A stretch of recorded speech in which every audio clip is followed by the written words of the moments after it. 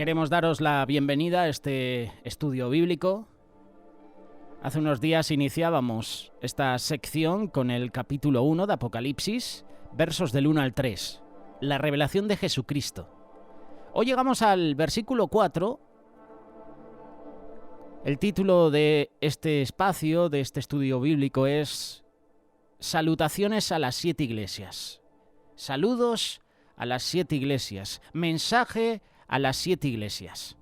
Es a partir del capítulo 2 donde el apóstol Juan hace mención a cada una de las 7 iglesias. Lo iremos viendo en los próximos días, iglesia a iglesia, individualmente, viendo sus puntos fuertes, viendo también sus debilidades. Hago un pequeño paréntesis antes de iniciar el estudio bíblico. A través de Solidaria TV, es el canal de televisión que ofrecemos, nuestros compañeros Adolfo Mazariegos y Carlos Reitz hace unos meses presentaron una serie de clases de lecciones sobre las 7 iglesias. A medida que presentemos cada una de las iglesias, iremos dejando también un enlace para que podáis ver esa tertulia, ese comentario que nuestros dos invitados, a través de esta tertulia y a través de Solidaria TV, nos presentaron. Las tertulias están disponibles en radiosolidaria.com, las puedes tener en audio, en vídeo también, con ese enlace a Facebook o a YouTube. Están disponibles también a través de Spotify, síguenos a través de Radio Solidaria Oficial, y a través de iVoox, que son las dos plataformas que utilizamos para los audios, para los podcasts. Podemos también compartirlo a través de WhatsApp o a través del grupo de amigos de Telegram. Si tienes Telegram, puedes unirte al grupo. Es un grupo abierto donde estamos todos los amigos de Radio Solidaria. Ese es el primer punto que quería mencionar. Y el segundo punto, gracias a todos los suscriptores que cada día apoyáis el canal, gracias por vuestros comentarios, gracias por tenernos presente, por orar por este ministerio. Ahora mismo el Señor nos está abriendo las puertas para llegar a todo el mundo, pero llegará el día en que nuestro canal y otros canales cristianos sufran persecución. Nos opondremos a muchas leyes y seremos censurados. Lo tengo claro. Gracias a vosotros que compartís los vídeos, que dejáis comentarios, gracias también a los miembros del canal. Hay un montón que cada día nos dejan sus comentarios, nos hacen pequeñas donaciones. Voy a mencionarlos a cada uno de ellos, aunque en la caja de comentarios hay una lista de esos miembros del canal. Si tú quieres ser miembro del canal, con total libertad puedes hacerlo. No es algo obligatorio. Si sale de ti, si quieres apoyar el canal, con total libertad. Hay ventajas para esos miembros del canal. Hay descuentos en Librería Los Olivos, en Visual Print, en Librería Los Olivos también hay muchas novedades que si tú eres miembro, oye, puedes participar y se te hará su respectivo descuento. Hay otras ventajas como por ejemplo que nosotros, cada miembro que se hace del canal, nosotros automáticamente nos suscribimos también al canal de esa persona. Yo creo que es una manera también de honrar y agradecer esa colaboración.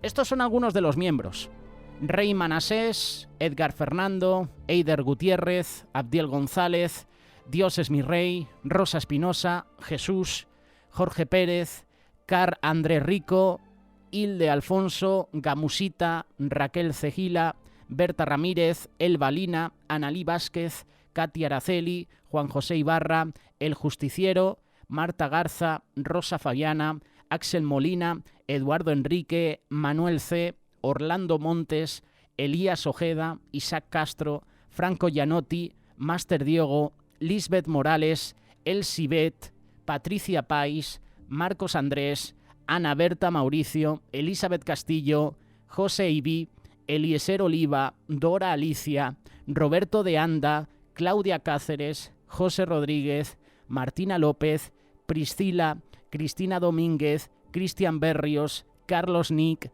Beturia Cauni, Giselle Rodríguez, Michelle González, Delmi Oliva, Gabriel Hernández, Roberto Espinosa, Dora Isabel y Elizabeth Medina. Hay también un miembro que tiene su título en japonés. Bueno, tiene palabras chinas. Yo no entiendo chino. Así que si esta persona está siguiendo el canal, también te saludamos. A todos los suscriptores que cada día permanecéis fieles también, seguid dejando vuestros comentarios. Como siempre decimos, con respeto, con amor los unos a los otros. Porque a lo mejor tú tienes tu punto de vista, yo tengo mi punto de vista y a veces hay como confusión, ¿verdad? Hay como una rivalidad, hay como una lucha, ¿no? Y no estamos para luchar entre nosotros. Tú no eres mi objetivo, yo no soy tu objetivo. Ese es muchas veces el problema que está teniendo la iglesia cristiana, que nos estamos equivocando de objetivo. Mi objetivo no eres tú, es el enemigo, es Satanás. Por eso, con respeto hacia los demás, deja tu comentario.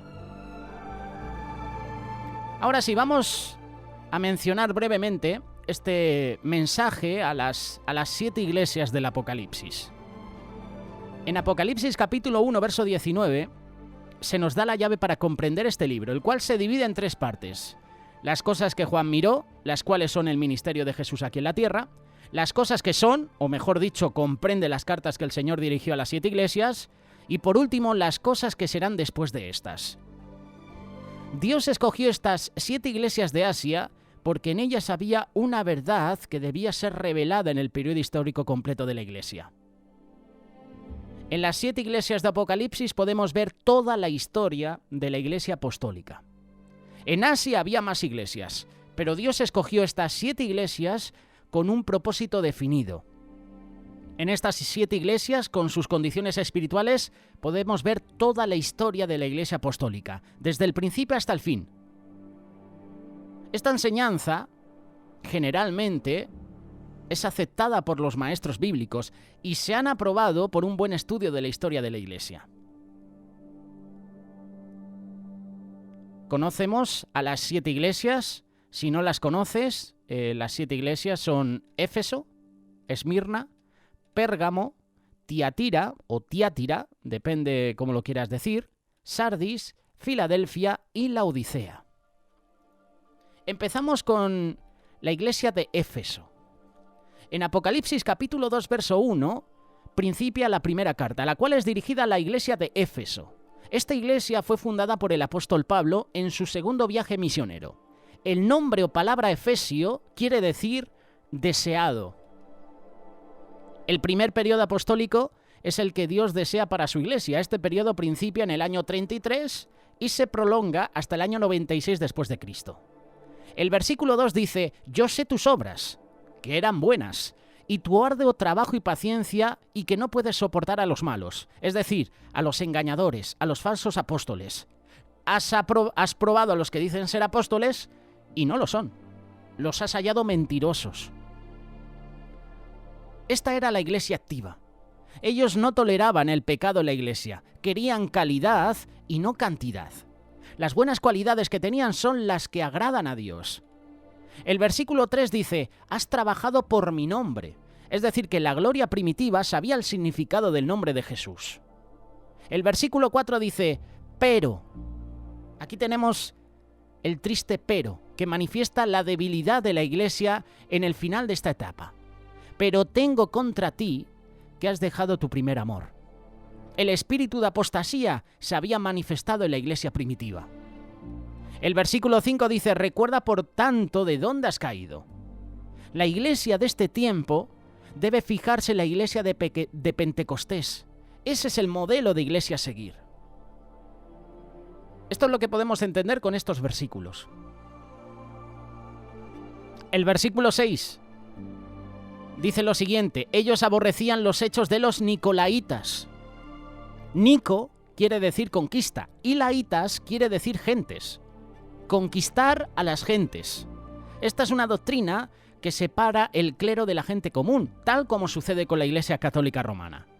Dios escogió esas 7 iglesias de Asia porque en ellas había una verdad que debía ser revelada en el periodo histórico completo de la Iglesia, lo cual era claramente ilustrada por la condición respectiva de cada una de las 7 iglesias. Pasamos a la segunda iglesia, la iglesia de Esmirna. La iglesia de Esmirna es una de las 7 iglesias del Apocalipsis y era una iglesia, presta mucha atención, de sufrimientos y muerte.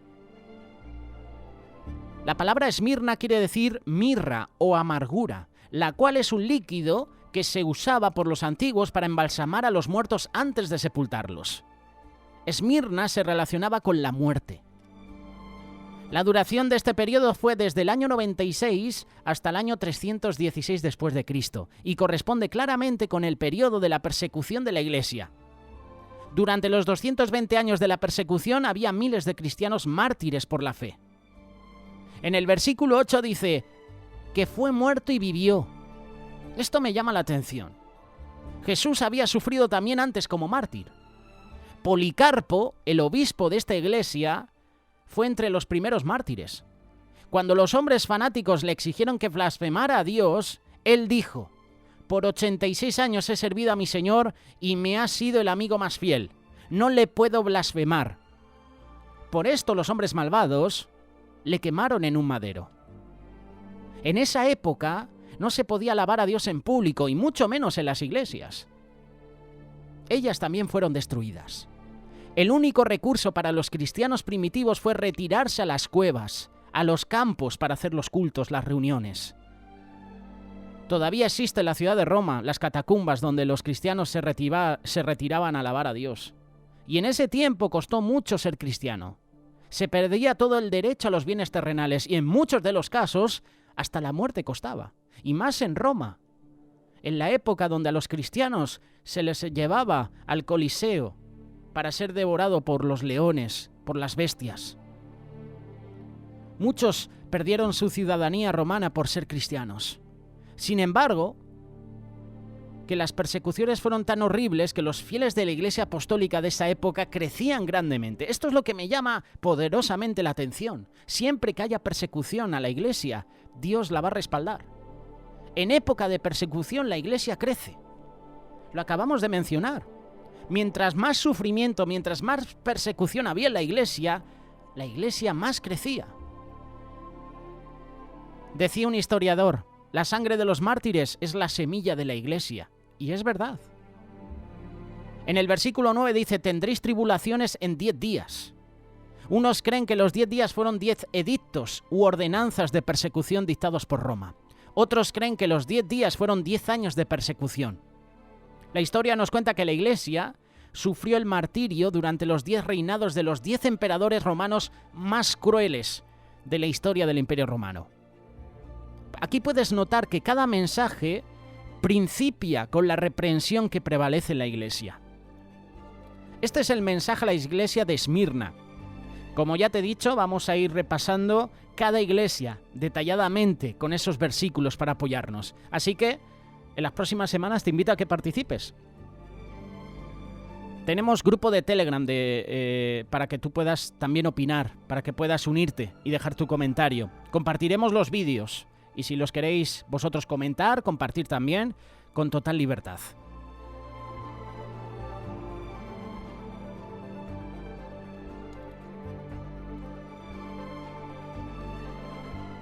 Siguiente iglesia, iglesia de Pérgamo. Apocalipsis capítulo 2, versos del 12 al 17. Este periodo es llamado la Iglesia Imperial, queriendo decir la iglesia gobernada por el Estado o el emperador. Este periodo duró del año 316 hasta el año 500 después de Cristo, en los días de la persecución, donde la iglesia creció abundantemente. La razón fue por la persecución. La persecución lo que hace es provocar oración, dedicación de parte de los hermanos. Hace poquito, tú y yo lo sabemos, hemos estado en un periodo de 2 años y medio, creo que no ha llegado a 3, donde hemos estado en casa. No voy a decir la palabra y no voy a decir el bicho porque habría censura y es posible que bloqueen o eliminen el vídeo. Pero hemos estado 2 años y medio en casa, ¿verdad? ¿Quieres que te sea sincero? Para mí esos 2 años, con algunas libertades, pero esos meses también que hemos estado en casa, ha sido uno de los momentos, uno de los tiempos más hermosos en mi vida espiritual. Porque esos momentos han sido donde más hemos estado leyendo la palabra, hemos estado más orando, hemos estado más tiempo alabando a Dios, hemos estado más tiempo con nuestros familiares. tú que eres padre, tú que eres madre, ¿a qué has tenido tiempo de calidad con tus hijos, con tu esposo, con tu esposa, verdad? Eran tiempos de dolor, eran tiempos duros, pero en ese tiempo de dolor, en ese tiempo incluso de enfermedad, es cuando más hemos buscado a Dios. Y esto estaba sucediendo con estas iglesias. Había tal persecución que la iglesia crecía abundantemente. La iglesia crece en medio de la oposición.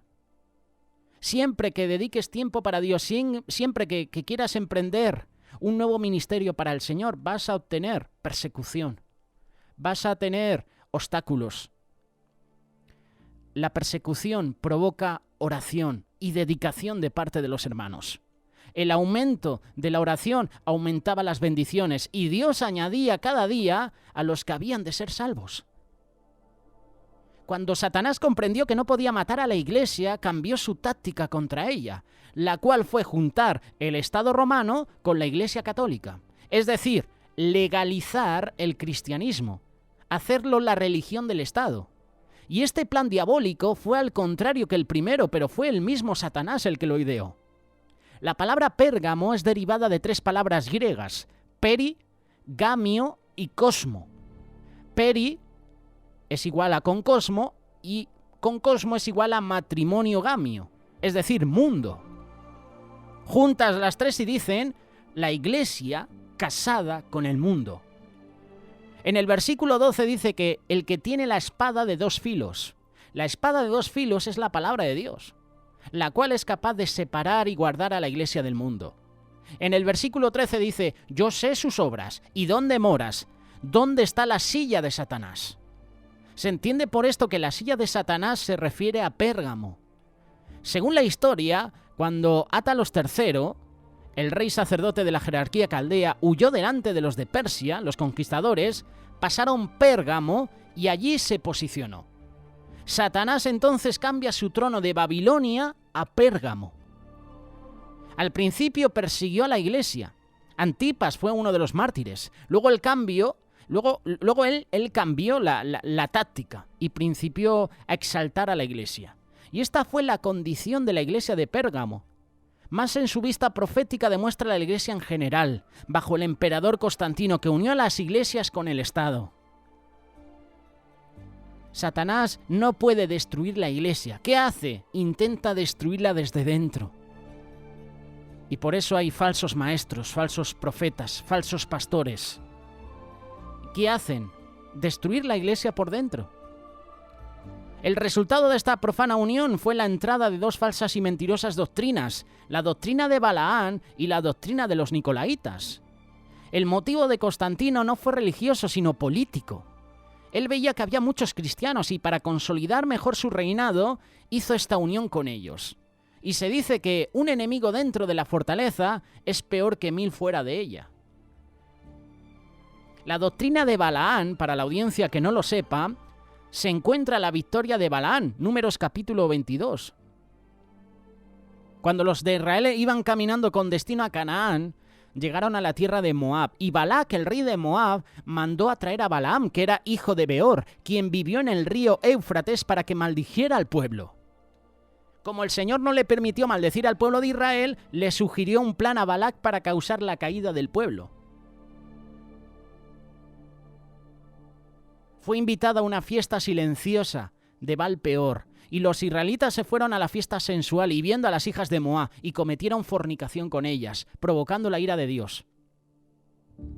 24.000 murieron de una plaga. Ahora Pérgamo quiere decir matrimonio, y nos da a entender que cuando la iglesia entró en una unión con el Estado fue culpable de fornicación espiritual, o como se suele decir, balaanismo. El método empleado por Balaam fue el que usó Constantino al dar a los obispos de las iglesias muchos edificios llamados basílicas, adornados de todo lujo para ser convertidos en iglesias del Estado. Luego el obispo se encontró sentado en un trono de madera fina con altares de marfil. Y en lugar de los cultos humildes fueron sustituidos por fiestas paganas. Todo esto se hizo para agradar a los miembros paganos. Por ejemplo, El 25 de diciembre, comúnmente celebrado como el nacimiento de Cristo, la famosa Navidad, fue según los paganos el nacimiento del Hijo del Sol, la fiesta más grande de todas y celebrada anualmente en la ciudad de Roma. Equivocadamente muchos de los obispos o padres, como fueron llamados, creyeron que el milenio ya había venido y viendo que la Iglesia era tan poderosa y reconocida en el mundo.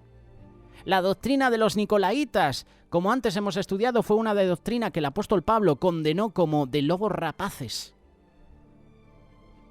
Están dentro de nosotros, están dentro de la Iglesia.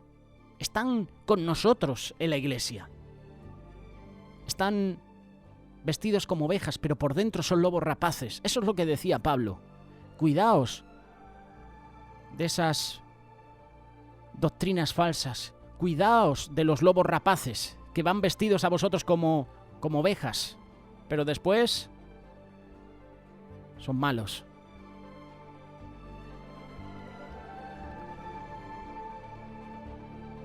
En el versículo 17, ya para terminar con esta iglesia de Pérgamo, habla de una piedrecita blanca, y esta fue dada a los hombres perdonados en los tribunales del Estado, que significa perdón o libre de condenación. Pasamos a la iglesia de Tiatira.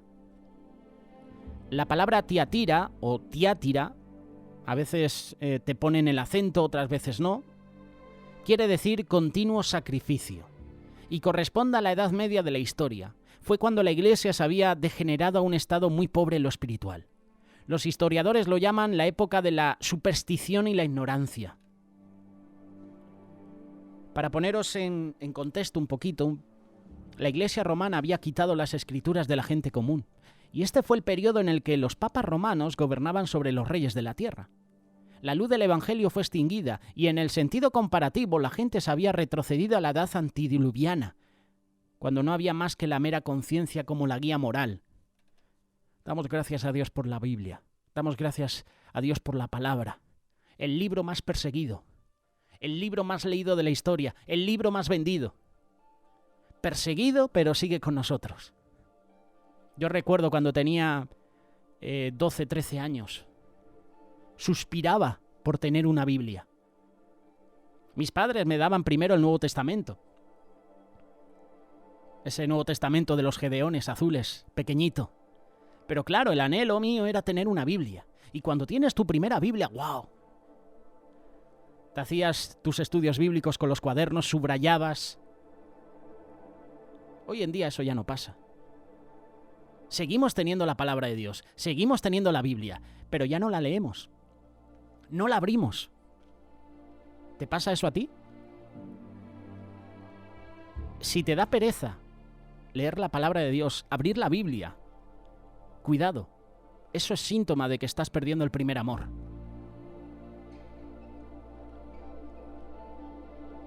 Como decíamos, la luz del Evangelio fue extinguida. El continuo sacrificio nos hace recordar también de la antigüedad cuando hacían sacrificios todos los días. La misa introducida en esa época quiere decir sacrificio. Y la Iglesia romana hace misa todos los días, por los muertos, nulificando así el sacrificio perfecto de Jesús. El versículo 18 dice, el Hijo de Dios que tiene sus ojos como llama de fuego y sus pies semejantes al latón fino. ¡Wow! ¿Cómo me gustaría ver esa visión del apóstol Juan? ¿Tú te imaginas? Sus ojos como llama de fuego.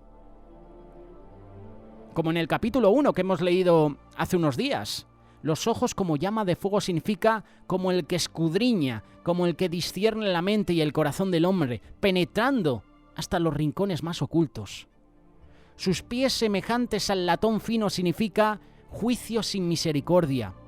Todo hombre rebelde será echado en el lagar de Dios, donde sus pies pisarán con venganza a estos seres. La duración de este periodo fue desde el año 606 hasta el año 1500 después de Cristo. Todo esto se comenzó con la coronación de Bonifacio III como el obispo universal hasta la Reforma. El versículo 19 dice, yo conozco tus obras, caridad, servicio, fe. Antes de la reforma de los únicos hospitales y escuelas eran aquellos de los monasterios, y Dios les reconoció por sus caridades, por sus servicios. Aquí podemos notar que las buenas obras no salvan a nadie, pero sin las buenas obras nadie será salvo. Curioso, ¿verdad? En esta época moderna hay mucho énfasis a lo humanitario y poco énfasis ¿a qué? A la salvación. Hay muchas sectas religiosas que son culpables de este error. El verso 20 dice: «Mas tengo unas pocas cosas contra ti, porque permites a aquella mujer Jezabel, que se dice profetiza, que enseñe y engaña a mis siervos, y a fornicar y a comer cosas ofrecidas a los ídolos». ¿Te has hecho alguna vez esta pregunta? ¿Quién es esta mujer misteriosa? Hallando la llave de su identificación y de lo que representa, tenemos también el motivo de por qué Dios se disgusta con esta iglesia. Primeramente, su nombre tiene dos significados: casta, estiércol. Ella era de un linaje noble, era hija de un príncipe salvaje de la tierra de Tiro. Su familia adoraba a los dioses de Baal y Astarte. Su padre Etbaal era sacerdote de estas deidades. Jezabel se casó con Acab, rey de Israel, y ella sirvió como portadora de esta religión pagana. Mató a los profetas de Jehová y estableció la alabanza con Baal en lugar de Jehová. Esto lo puedes leer en el primer libro de Reyes, capítulo 16, también en el capítulo 21. No hay duda de que Jezabel fue una persona real, pero después de su horrible muerte volvió a simbolizar un sistema de la cual Satanás ha podido explotar en otras épocas. Ahora, en el periodo de Tiatira, el sistema papal es la imagen exacta de Jezabel. En la iglesia papal aparecieron las imágenes, los cuadros, las guerras de las cruzadas y las inquisiciones, que son tipo del jezabelismo.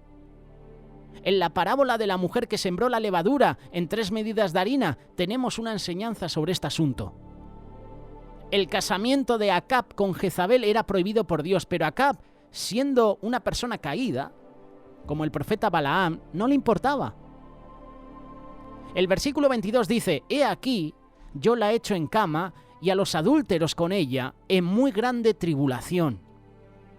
La cama representa el lugar de enfermedad, de debilidad. La Reforma debilitó a la Iglesia Católica, casi destruyéndola. La antigua advertencia fue: «Salid de ella, pueblo mío, no seáis participantes de su pecado». Apocalipsis capítulo 18, verso 4.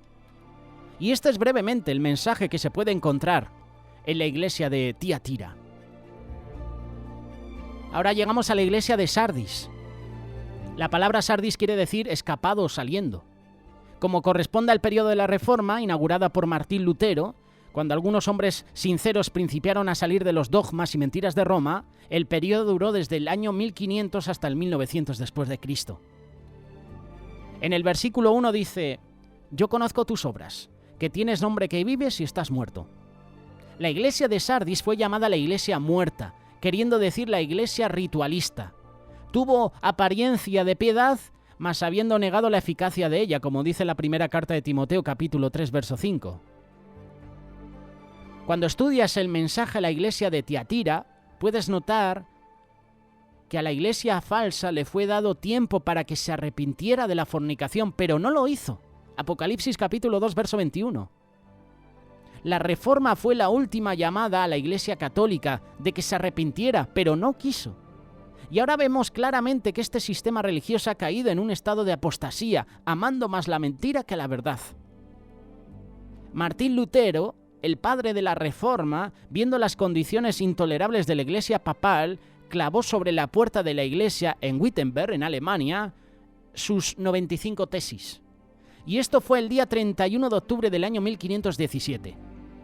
El Espíritu del Señor le había iluminado a su corazón con un pequeño texto que dice: «Mas el justo vivirá por la fe». Y esta fue la chispa que encendió el fuego de la Reforma.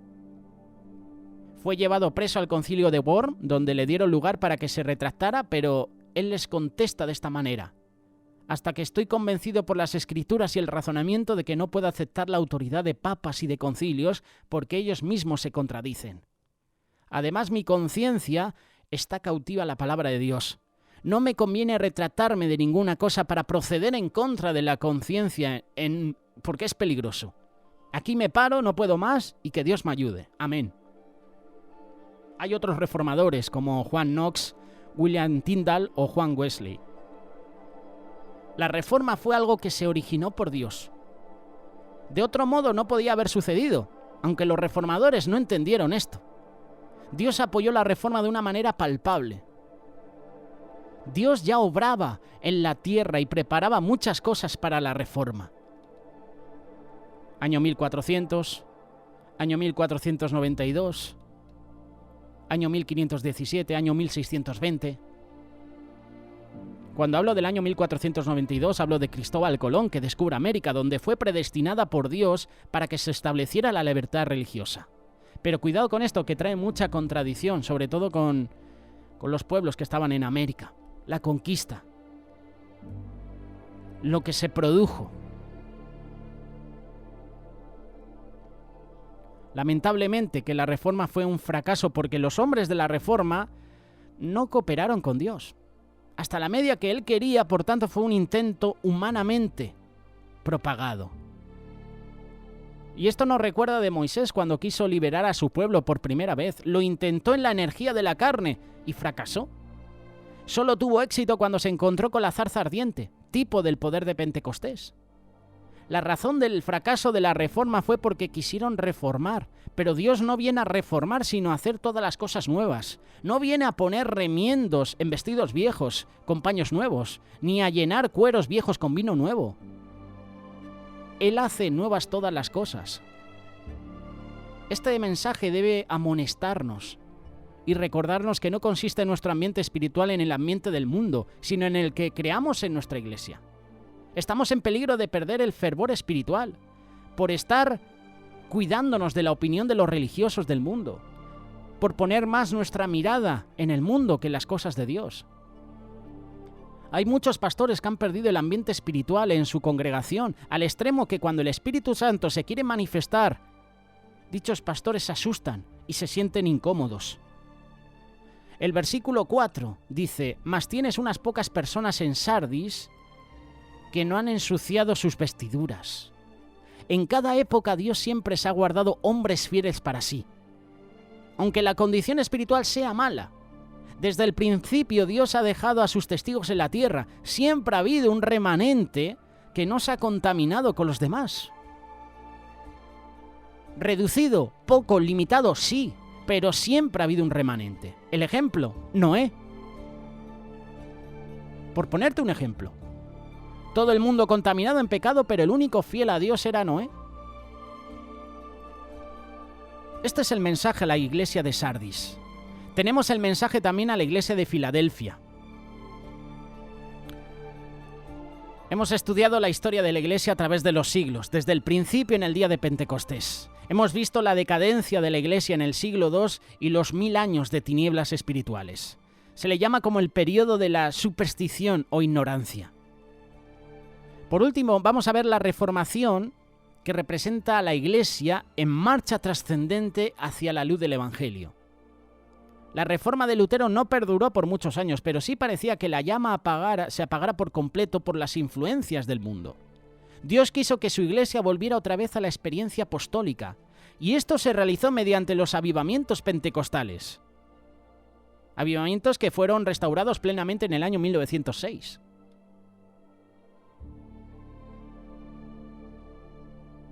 La palabra Filadelfia quiere decir amor fraternal.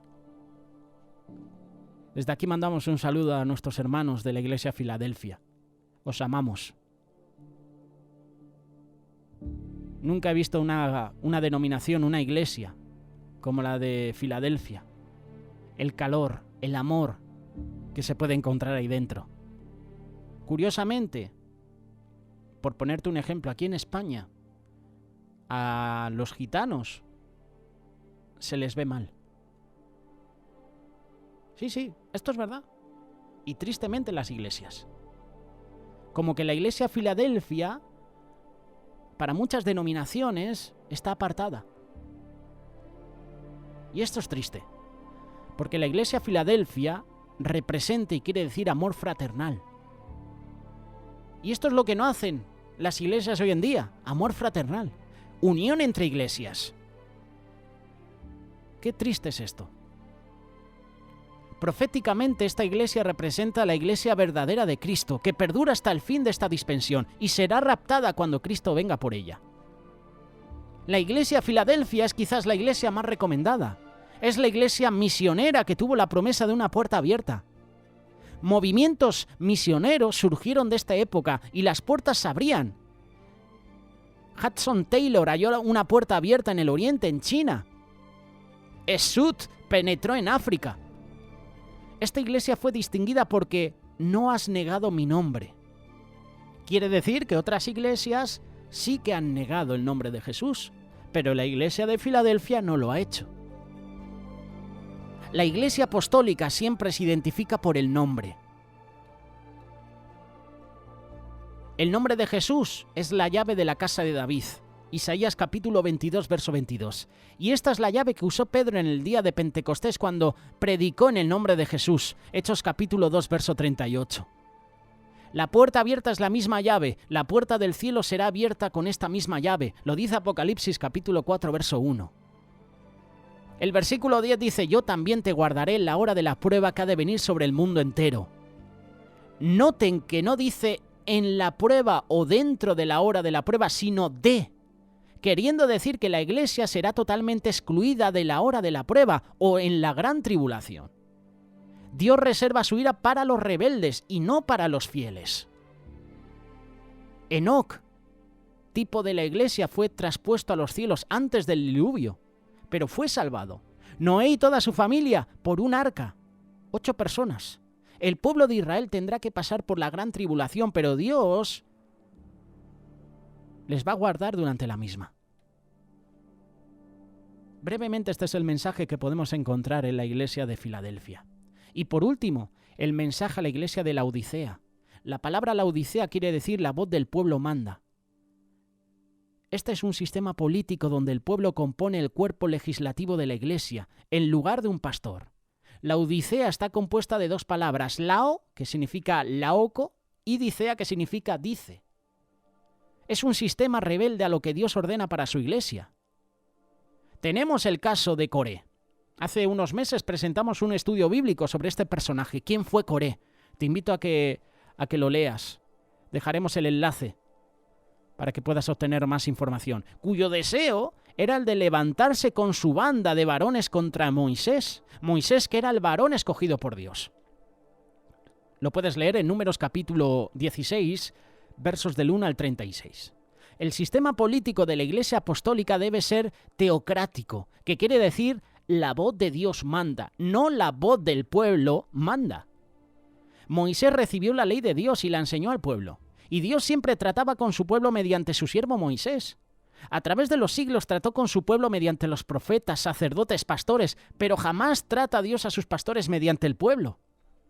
De la palabra Laodicea surge una casa carnal y también terrenal.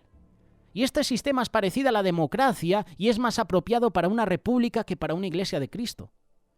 En la actualidad estamos viendo que hay muchas sectas, que hay muchas iglesias, que hay muchos países incluso, donde los que mandan son los miembros y no el pastor. Y se cumple así el texto bíblico que dice: porque vendrá tiempo cuando no sufrirán la sana doctrina, antes, teniendo comenzón de oír, se amontonarán maestros conforme a sus concupiscencias. Y aquí hay que notar bien el contraste entre la iglesia de Filadelfia, amor fraternal, y la de Laodicea, la voz del pueblo manda. La primera representa lo espiritual y la segunda representa lo carnal. El periodo de Laodicea es una repetición de Pérgamo, la iglesia juntada con el mundo.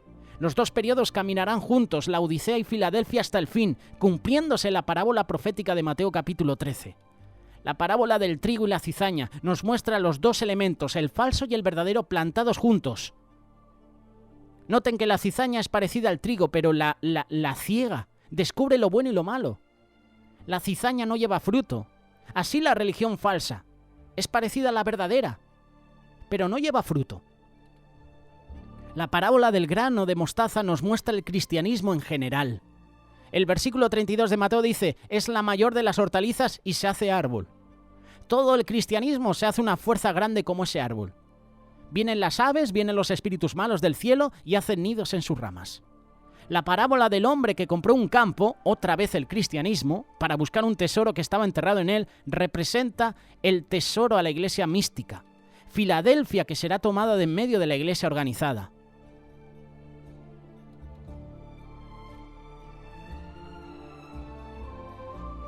Todas las sectas protestantes están contaminadas con la levadura.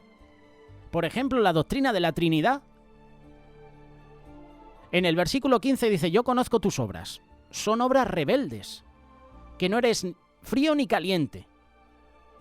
Dios siempre aborrece toda condición mediocre, que tiene la apariencia de piedad y niegan la eficacia de ella.